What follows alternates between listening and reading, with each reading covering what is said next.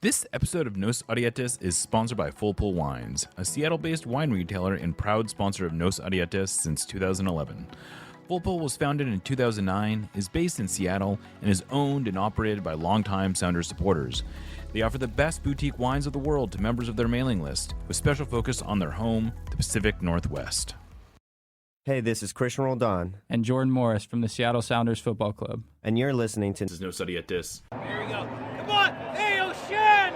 Let's go! A sideline fry! The Seattle Sounders have done it! MLS Cup winners! Here comes Rui Diaz through the middle to crown it for Seattle! And now they truly can start the celebrations. It's the Sounders MLS Cup. Nicoladero leaves absolutely no doubt! The Sounders rule the region! Seattle Sounders is good. Seattle Sounders, the greatest MLS team in history. They've scored! They've scored! Finally! This feels fucking awesome. This is a tiny dog. Is that what you young people call twerking? And Portland can't say it's cheating. We want to win. Let's Seattle Sunday, bro. God bless Seattle!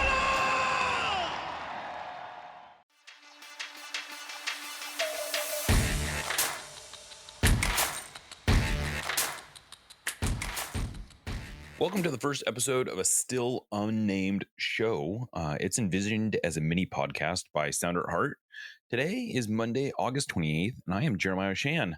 My hope is to do this podcast every Monday and every morning of a game day with the intention of sort of setting the table for what just happened or what we expect to happen. For today's episode, I'll be doing a quick breakdown of the Minnesota United match, giving a quick preview of the Austin FC match on Wednesday, and then looking back to my story about Sam Adeniran that I wrote over the weekend. Well, as far as the Minnesota game, you probably know by now, Sounders tied 1-1. They got a goal from Yeimar to take a lead. Kind of refreshing to do that. They looked okay. And then they gave up a equalizer, also scored by Yeimar. He headed in a free kick from Emmanuel Reynoso. I would say it was a not bad, a totally fine performance. Not bad, not good, just fine. There were moments of genuine quality play that we saw literally none of against Atlanta. I thought the goal was well taken, and the defense was generally solid, especially in how they handled Emmanuel Reynoso and Teemu Pukki, who, by the way, was just totally taken out of the game. As concerned as I am about Raul Rui Diaz, and we'll get to that, I don't know that I'd be feeling much better if Teemu Pukki was my striker right now. As you may or may not know, one of the greatest scorers in English Championship history has just one goal in like 8 games. So it's not exactly been the best transition for him. Of course, the big hiccup was on the own goal. Not just Yeimar putting it in the net, but Vargas's foul, which came after Vargas had also had a bad giveaway on a counter. Generally, though, I thought Vargas was one of the bright spots. He looked energetic. He had ideas. He helped drive the counter.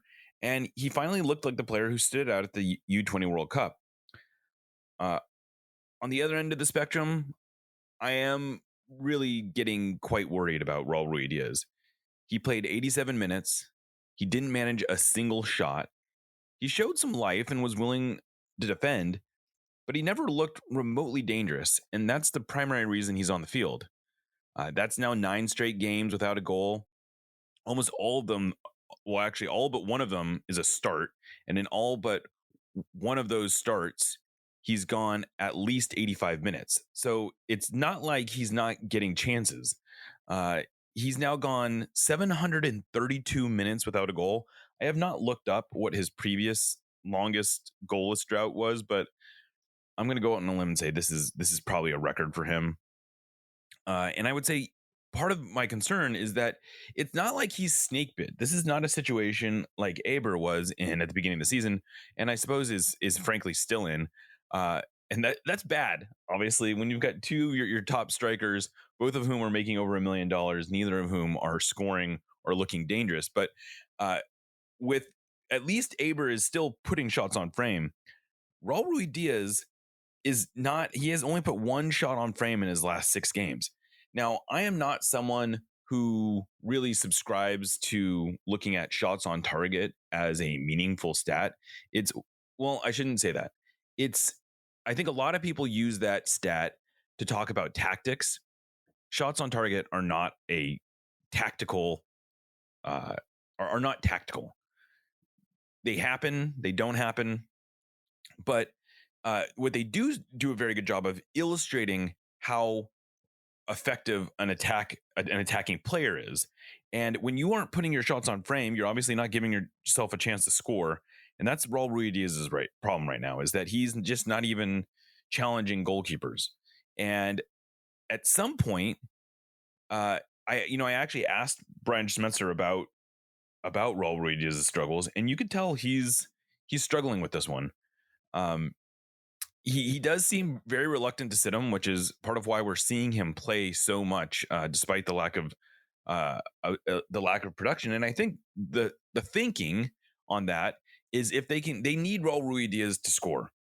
He's their highest paid attacking. Well, I suppose him and Nico Lodeiro are their 2 highest paid attacking players, but Raul Ruidiaz is the guy who they are counting on putting the ball in the back of the net. And I think, especially in Brian Schmetzer's mind, he needs Ruidiaz to do that if the Sounders are to be at their peak. Now, I'm sure what you're thinking is, well, he could at least try Jordan Morris at that spot. And I agree.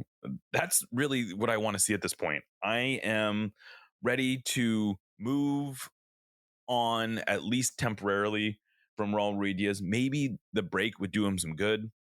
To his credit, he's staying healthy. I do wonder if, in an effort to stay healthy, he is maybe not pushing himself the way that he had in the past. That is itself a problem.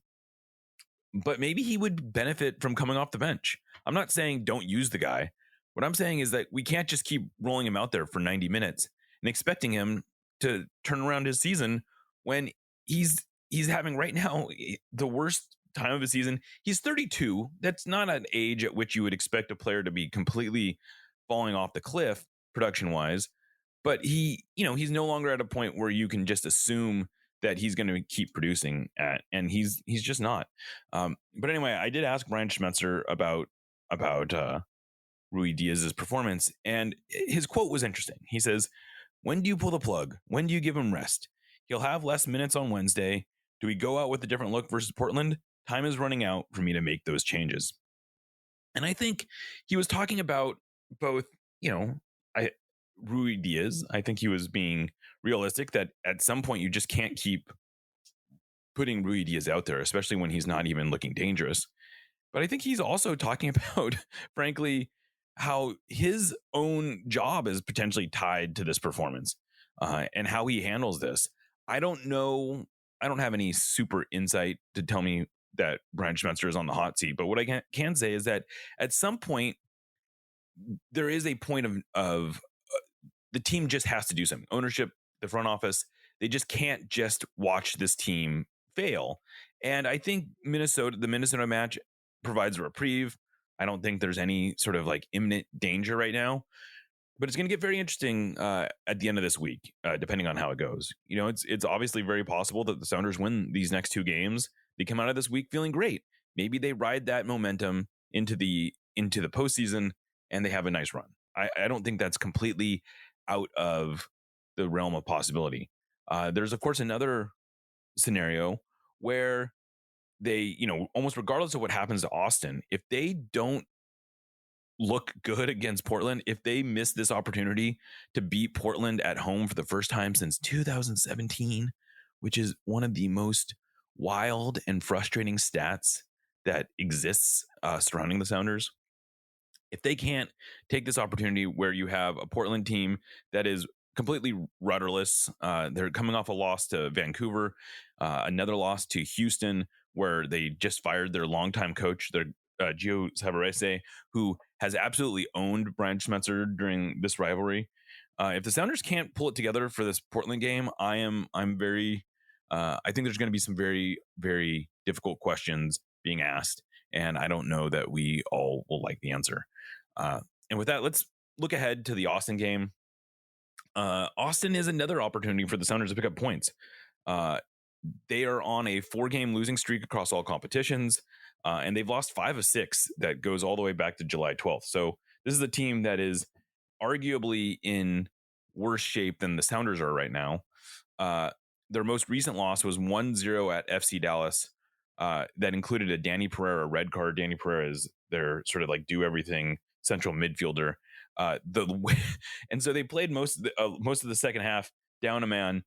But what made that loss so painful, the winner from Dallas comes in the 97th minute. And that is just, that's a brutal way to go down. It was, they had managed to get there. I had heard that maybe Sebastian Drusi came off in that game with an injury.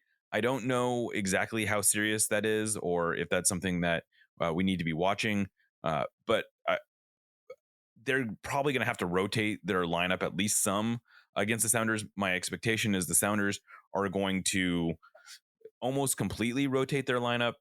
I think, looking ahead to Portland, I think Brian Schmetzer is very aware of the stakes of that game.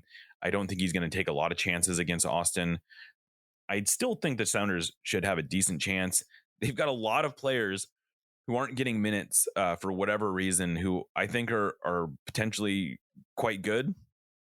I really am hoping to see Josh Atencio get a lot of minutes in this game. Of course, I wouldn't mind seeing him get a lot of minutes against Portland either.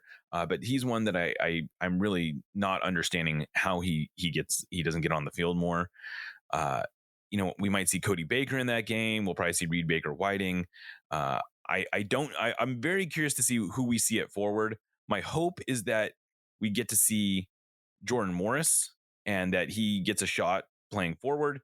By the way, Morris wasn't exactly lights out against Minnesota either. He did at least manage to get in a couple decent looks.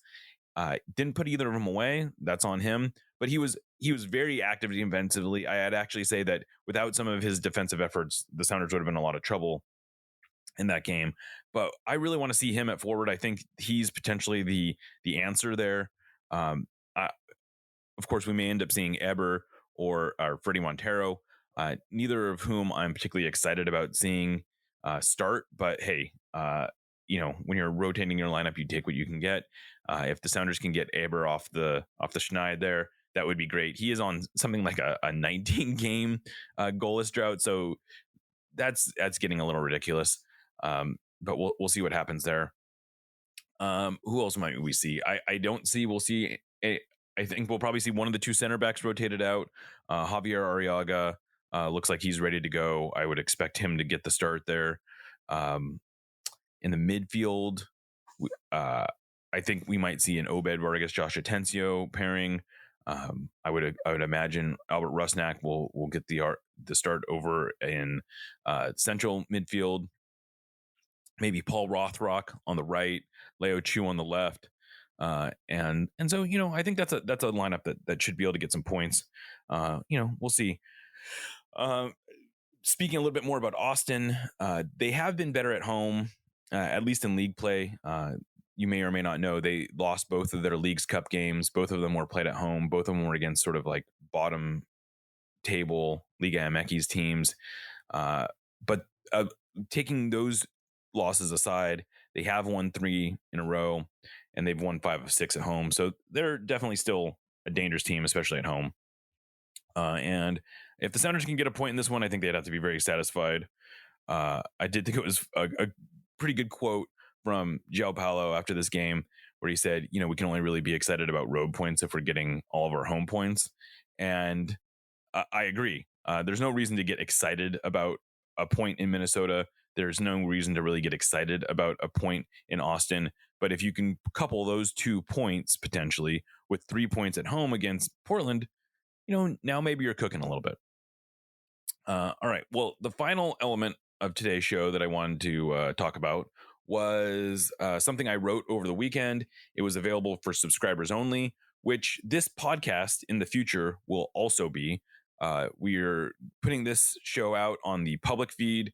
In the future, we're only going to be putting it out on the private RSS feed that goes out to paid subscribers only, just like this Sam Adeniran story did. So you may or may not know too much about Sam Adeniran, but the Sounders did a pretty good job at developing him. They signed him or Tacoma Defiance signed him in 2021 after he had spent several years bumming around sort of the lower levels of the German system. But he's a Texas native. He has a big body. He runs absolutely beautifully. He has a very, very nice left foot. And you can see that he has a lot of potential. And for whatever reason, he just hadn't put it together in a way that was leading to production previously. But in his first season with Wade Weber and Tacoma Defiance, he scored 13 goals. He set a record for Tacoma Defiance /S2 scoring in a single season. He earned himself a contract with the first team, and he started the year out with the first team, had a hard time getting on the field, and was eventually loaned out to San Antonio FC, where he picked up right where he left off in the USL Championship. He scored 10 goals. He led them to a USL Championship title. And not surprisingly, the Sounders picked up his option with what I thought the idea that they would bring him back and give him more minutes. But instead, what ended up happening was he was traded to St. Louis. And again, he started off slow. He ended up getting loaned out to the USL Championship about 2 months into the season, spent a couple months on loan, started scoring again, came back off loan because St. Louis needed the body, scored 2 goals in his first game back. He's now scored 5 goals, I think, in 7 games. And he looks, like he may be the real deal here. And there was a story from Transfer Market that there's European teams sniffing around. St. Louis thinks they might be able to get $1 million transfer. It's a great story for St. Louis, but it's a pretty painful story from the Sounders' perspective. Here's a guy who has 5 goals, more goals, by the way, than either of the Sounders' high scoring or highly paid forwards. That's 1 more goal than Raul Ruidiaz. It's 3 more goals than Eber. The only player on the Sounders that actually has more goals than him is Jordan Morris with 9. And it's not hard to imagine that he could be a very useful player here. And so I started digging around, finding out what happened that led to his departure. And Brian Schmetzer went on the record and basically said, we just didn't really rate him. We didn't know what position he would play. And then I found out some more intrigue sort of behind the scenes. Originally, Garth Logaway had agreed to loan him to St. Louis. This is like one of the last things that he did as Sounders GM. And he worked out a deal with the St. Louis GM where he would send a international roster spot for less than market value and agree to loan Adeniran to St. Louis in exchange for not picking anyone from the Sounders in the expansion draft. That effectively allowed the Sounders to protect all their veteran players, keep their core together, and then expose Jackson Reagan without any real fear of losing him. And I suppose at the time that seemed like an okay deal for the Sounders. And the fly in the ointment was shortly after the expansion draft, someone realized that Sam Adeniran was not actually eligible to be loaned within MLS. Players cannot turn 25 during their loan season. Adeniran turns 25 late next month, so just right before the season ends. And so he was not eligible to be loaned. And so the St. Louis GM apparently calls Craig Weibel in a little bit of a panic. At this point, Craig Weibel has been named the successor to Garth Logaway, and he's like, well, what are we going to do here? And essentially Weibel said, I'm not going to renege on this. We will still do the deal. We just got to find a different way. They ended up agreeing to a transfer or to a trade where the Sounders would get $100,000 in 2023 GAM, potentially another $100,000 in 2024 GAM, and then they'd also retain a 10% sell-on fee if Adeniran were to be transferred abroad. And frankly, at the time, I thought that was an okay deal. Still, Adeniran hadn't really played for the Sounders. I wanted to see him play for the Sounders. I liked him. I know there were people within the Sounders organization that that liked him. But if he wasn't going to play here, you don't want to hold a promising player back, and you got to give him a chance somewhere else. And it seems pretty clear that he just was not going to get a chance here, for better or for worse. And so they shipped him off, and the rest is history. That 10% sell-on fee, as far as I know, it has pretty limited upside. I mean, let's just say they get $1 million for him. My understanding is that the Sounders can't actually convert that $100,000 they'd be owed into GAM. Since they already got GAM in one trade, I don't think they can get more GAM. So that would just be cash.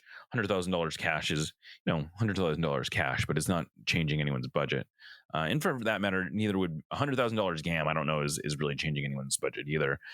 But it does sort of illustrate a growing, it illustrates sort of like a growing trend where the Sounders end up letting a promising young player go because they can't find minutes for him.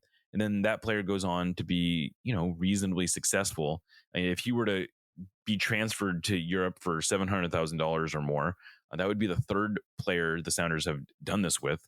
Henry Wingo, similar situation where they ended up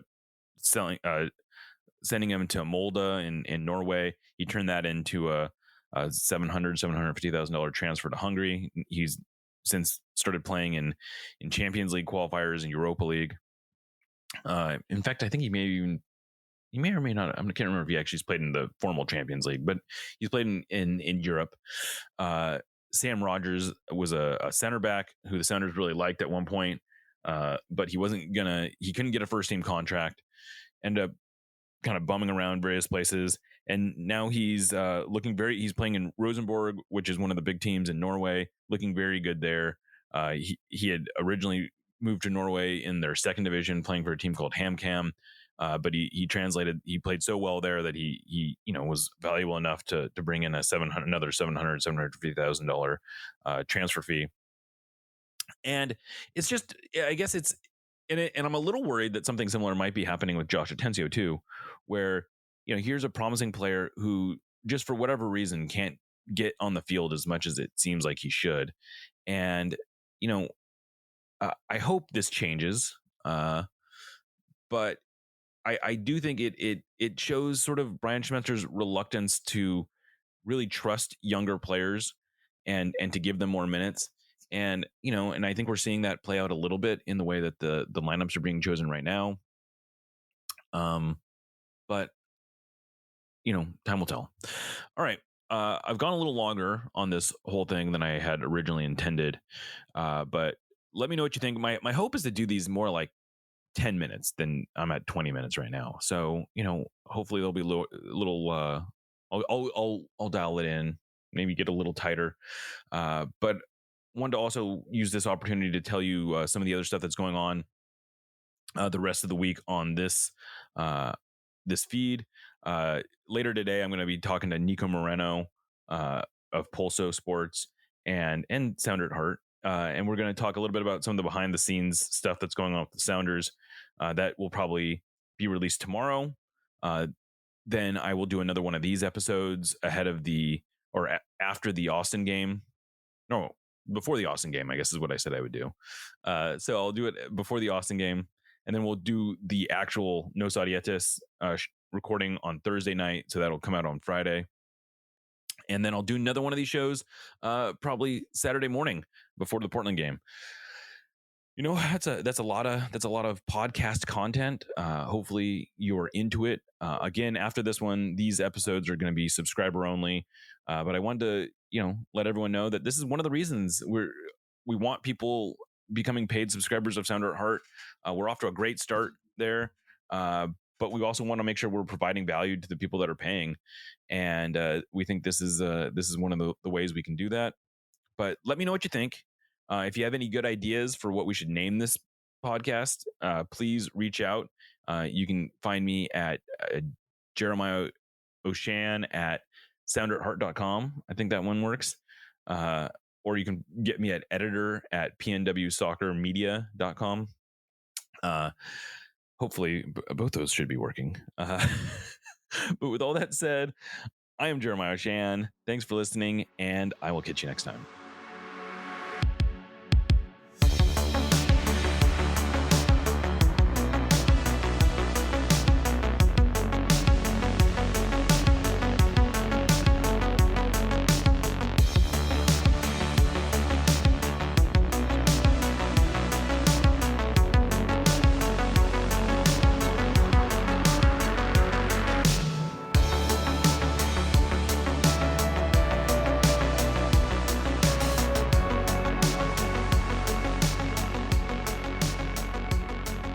We love you. Let's win another one.